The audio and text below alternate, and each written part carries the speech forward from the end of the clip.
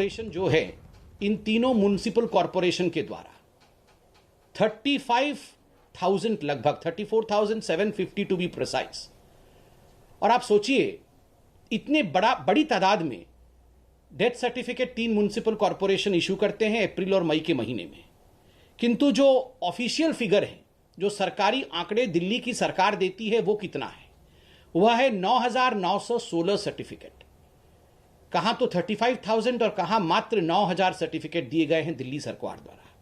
एक तरह से अगर ये देखा जाए तो ये 250% इंक्रीज है, 250% इजाफा है संख्या में मृतकों की, जो आंकड़े दिखाए गए और जो वास्तविक संख्या है मृतकों का। बंधुगण, जो ऑफिशियल कोविड फिगर्स 2 महीने के रहे हैं वो कुल मिलाकर के 13,201 रहे हैं, और जो डिफरेंस होता है म्युनिसिपल कॉर्पोरेशन द्वारा दिए हुए आंकड़ों का और ऑफिशियल फिगर्स का, वो होता है 21,549। आप सोचिए, अनअकाउंटेड डेथ 21,000 से अधिक ऐसी मृत्यु हुई हैं दिल्ली शहर के अंदर जो अभी तक अनअकाउंटेड है, जिनके विषय में कोई हिसाब देने को तैयार नहीं है।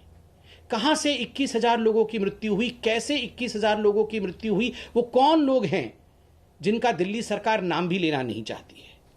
आज मैंने पढ़ा है इस अखबार में कि कुछ महत्वपूर्ण अधिकारियों ने एक मांग रखी है कि दिल्ली में डेथ ऑडिट भी किया जाए। आपको याद होगा किस प्रकार से ऑक्सीजन ऑडिट की मांग दिल्ली में सुप्रीम कोर्ट में हुआ था। दिल्ली की सरकार ने ऑक्सीजन ऑडिट के खिलाफ अपना मुहिम छेड़ दिया था कि हम ऑक्सीजन ऑडिट नहीं चाहते। आज दिल्ली में इस प्रकार का एक, मैं कहूंगा, डिस्क्रिपेंसी हुआ है। जो संख्या दिया गया है और जो वास्तविक संख्या है, एक डेथ ऑडिट के लिए एक्सपर्ट बोल रहे हैं, दिल्ली की सरकार इस पे सफाई दे।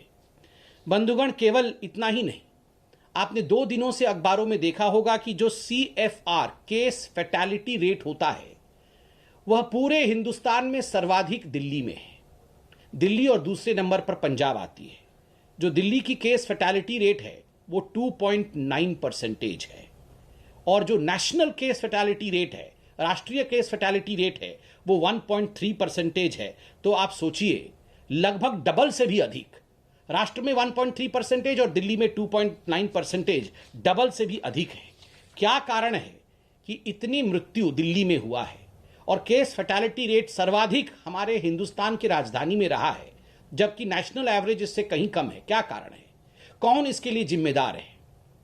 बंधुगण, आज भारतीय जनता पार्टी कुछ दस्तावेजों के साथ कुछ सवाल रखेगी अरविंद केजरीवाल जी के सामने, और आदरणीय अरविंद केजरीवाल जी से हम ये रिक्वेस्ट करते हैं, कोई राजनीति हम नहीं कर रहे हैं, हम एक जेन्युइन रिक्वेस्ट करते हैं अकाउंटेबिलिटी के आधार पर कि आम आदमी पार्टी की सरकार एक श्वेत पत्र, एक व्हाइट पेपर जारी करे जिन सवालों को हम उठाने वाले हैं। पहला सवाल कि क्या आपने फर्ज आंकड़े, क्या आपने झूठे आंकड़े प्रस्तुत किए हैं जहां तक कि मृतकों की संख्या है? नंबर 1। नंबर 2, क्या कारण रहा? क्या कारण रहा अगर समग्रता में और एक लार्जर कैनवस में देखा जाए कि देश का सर्वाधिक केस फैटेलिटी रेशियो दिल्ली में रहा है? इस विषय को हम जानना चाहते हैं और कुछ सवाल आज आपसे पूछना चाहते हैं। अरविंद केजरीवाल जी, मैं आपको यहां बताना चाहूंगा कि दिल्ली एक छोटा सा शहर दिखने में तो लगता है हमारे देश का, it's in fact the pride of India. Delhi Hindustan की राजधानी है, और अगर देखा जाए तो हिंदुस्तान की राजधानी ग्लोबली ट्रेंड किया है सर्वाधिक मृत्यु के कारण। एक तरह से क्या कारण है कि हरियाणा दिल्ली से बड़ा होते हुए भी टोटल केस जो हरियाणा में रहे वो 7.55 लाख रहे हैं। 7.55 लाख केसेस हुए हरियाणा में, और वहीं दिल्ली में 14.25 लाख केसेस रहे हैं, जो ऑफिशियल आंकड़े आपके हैं। एक पॉपुलेशन वाइज कम है, आयात वाइज, एरिया वाइज कम दिल्ली में इतने केसेस क्यों हैं, और हरियाणा में कंपैरेटिवली क्यों उससे कम केसेस हैं? दूसरी बात है कि आप बार बार अरविंद केजरीवाल जी कहते हैं कि हम 3rd वेव की तैयारी कर रहे हैं, हम प्रोटेक्शन देंगे दिल्ली को, किंतु अगर ये आंकड़े जो आज आपके सामने हम रख रहे हैं, इन आंकड़ों को आज अगर हम जांचेंगे तो जनता का तो आत्मविश्वास आपके ऊपर है नहीं।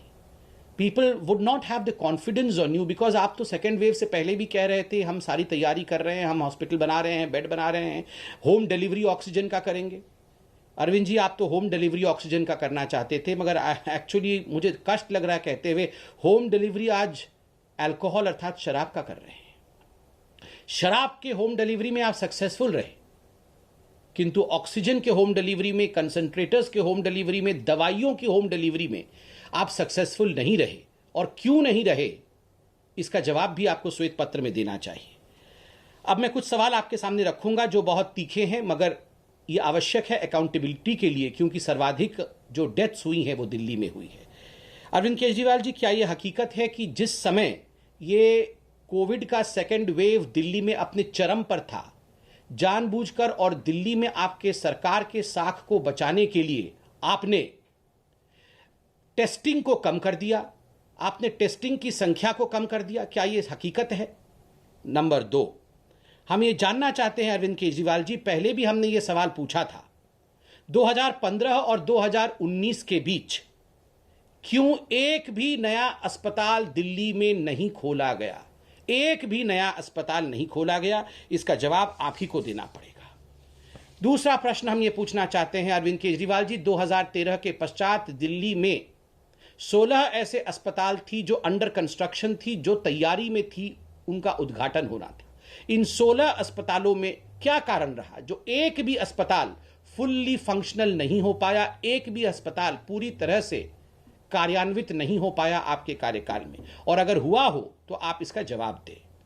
अरविंद केजरीवाल जी, क्या कारण रहा कि 250 बेड के कोविड अस्पताल को आपने कहा हाईकोर्ट में कि हमने कोविड डेडिकेटेड अस्पताल द्वारका में इंदिरा गांधी हॉस्पिटल में खोला है, किंतु जब हाईकोर्ट ने इसकी समीक्षा की तो उन्हें पता चला कि ऐसा किसी प्रकार का कोई इनॉग्रेशन नहीं हुआ है और ये फंक्शनल कोविड फैसिलिटी नहीं है।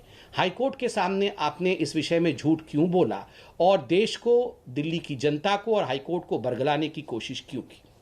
अरविंद केजरीवाल जी, हम नहीं कह रहे कि अगर अस्पताल सारे खोल दिए गए होते तो कोई भी मृत्यु नहीं होती, ऐसा तो हम नहीं कह रहे, मगर हम बिल्कुल कह रहे हैं कि आज अगर दिल्ली में, जैसा कि आपने कहा था 30,000 बेड आप बनाएंगे, अगर आपने 10,000 बेड भी अधिक बनाया होता तो कुछ लोगों की जान तो बचती, 10,000 लोगों की तो जान बचती। 10,000 लोगों के परिवारों को, 10,000 लोगों के बच्चों को कौन जवाब देगा? आपको जवाब देना होगा अरविंद केजरीवाल जी, क्योंकि आप चुने हुए सरकार हैं। अरविंद केजरीवाल जी, एक और प्रश्न है वेंटिलेटर्स को लेकर, क्या कारण रहा कि 2020 जुलाई 2020, पिछले साल 2020 से अप्रैल 2021 तक एक भी वेंटिलेटर आपने नहीं खरीदा, और अब जो भी अस्पताल में वेंटिलेटर्स नए लगे हैं दिल्ली में वो पीएम केयर्स के माध्यम से प्रोक्योर्ड है, एक भी वेंटिलेटर दिल्ली की सरकार ने नहीं खरीदा। चौथा सवाल अरविंद केजरीवाल जी ऑक्सीजन प्लांट को लेकर है। हमने पहले भी सवाल पूछा था, फिर से पूछ रहे हैं। आपने एक महीने पहले, बल्कि आज 1 महीने 15 दिन हो गए, आपने कहा था कि 44 ऑक्सीजन प्लांट्स दिल्ली में लगेंगे। आपने अभी तक हमारे प्रश्न का जवाब नहीं दिया कि कितने ऑक्सीजन प्लांट लग गए। मैं जनता से कहना चाहूंगा, आपको लग रहा होगा कि अभी तो ऑक्सीजन की कोई किल्लत नहीं है, तो ये भारतीय जनता पार्टी ऑक्सीजन पे सवाल क्यों पूछ रही है? आपको पता होगा कि जब सेकेंड वेव आया था, अरविंद केजरीवाल जी उससे पहले कह रहे थे कि हम ऑक्सीजन को लेकर प्रिपेयर्ड हैं, और 2 दिन बाद कह रहे थे हमारे पास ऑक्सीजन नहीं है। हम चाहते हैं कि आज हम अरविंद केजरीवाल जी को आईना दिखाते रहें, ताकि ईश्वर न करे अगर कोई भी अनहोनी भविष्य में थर्ड वेव के रूप में आती है तो अरविंद केजरीवाल जी प्रिपेयर्ड रहें और दिल्ली की जनता को बचाने में सक्षम रहे, वो ना करे जो उन्होंने अभी तक किया है। ऑक्सीजन मिसमैनेजमेंट को लेकर जो आप लोगों की लॉजिस्टिक में गलती रही है, हम जानना चाहते हैं इस श्वेत पत्र में ऑक्सीजन मिसमैनेजमेंट को लेकर केजरीवाल जी कि आपने सुप्रीम कोर्ट में ऑक्सीजन ऑडिट को लेकर मना क्यों किया था, और जब ऑक्सीजन ऑडिट की बात हुई तो तुरंत आपने ये क्यों कहा कि अब हमारे पास एक्सेस ऑक्सीजन है और जो प्लांट्स हमें ऑक्सीजन सप्लाई कर रही थी वो हमें सप्लाई करना बंद कर दे या उन ऑक्सीजन को डाइवर्ट करना शुरू कर दे? 2 दिन के अंदर ऐसा क्या परिवर्तित हो गया? क्या यह सच नहीं है कि कहीं ना कहीं ऑक्सीजन ऑडिट के नाम को सुनते ही आपको लगा कि सच का भांडाफोड़ हो जाएगा और आपने एक यू टर्न लिया? इसको आप जरूर व्हाइट पेपर में मेंशन करें। ठीक उसी प्रकार क्रायोजेनिक टैंकर्स को लेकर हम एक सवाल पूछना चाहते हैं। आपने कहा था आज से लगभग 15 दिन पहले कि 18 क्रायोजेनिक टैंकर्स थाईलैंड से लाए जाएंगे। आज दिल्ली की जनता और हिंदुस्तान की जनता जानना चाहती है व्हाइट पेपर के माध्यम से अरविंद केजरीवाल जी कि कितने क्रायोजेनिक टैंकर्स ऑक्सीजन सप्लाई के लिए, क्योंकि आप कह रहे हैं कि आप प्रिपेयर कर रहे हैं थर्ड वेव के लिए, कितने क्रायोजेनिक टैंकर्स आए हैं, ये हम जानना चाहेंगे। और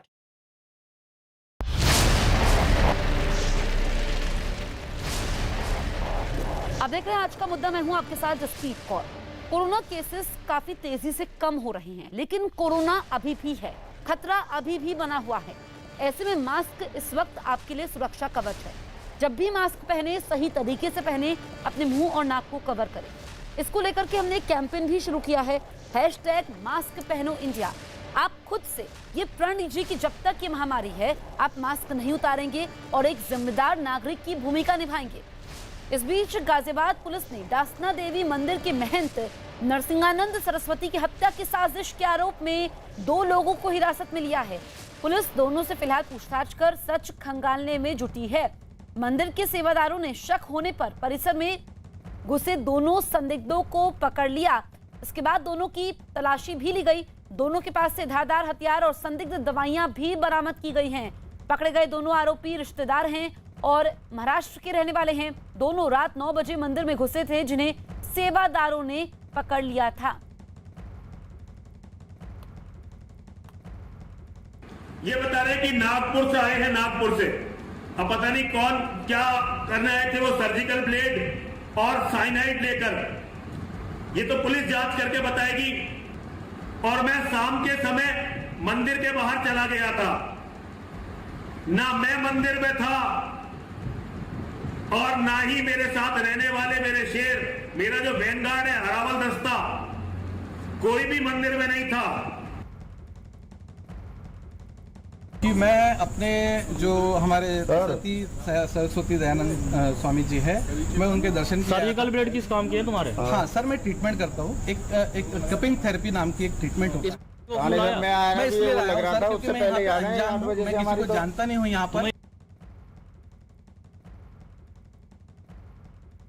अमित सिंह हमारे सहयोगी लाइव मौजूद हैं। अमित, जो 2 लोग गिरफ्तार हुए हैं उनका क्या कनेक्शन सामने आया है? देखिए, फिलहाल उन दोनों लोगों से जो लोकल पुलिस है, गाजियाबाद पुलिस, वो लगातार पूछताछ कर रही है। लेकिन मैं यहाँ पर आपको एक तस्वीर दिखा देता हूँ। देखिए, 15 दिन पहले भी पुलिस ने एक शख्स को गिरफ्तार किया था जो आतंकी बताया गया। जब उससे पूछताछ की गई तो वो आतंकी बताया गया था और वो शख्स जो है वो कश्मीर से आया था। महंत की, इसी महंत की हत्या करने के लिए पहुंचा था। मैं मंदिर के बाहर मौजूद हूँ और मैं आपको तस्वीरें सबसे पहले दिखा दूँ।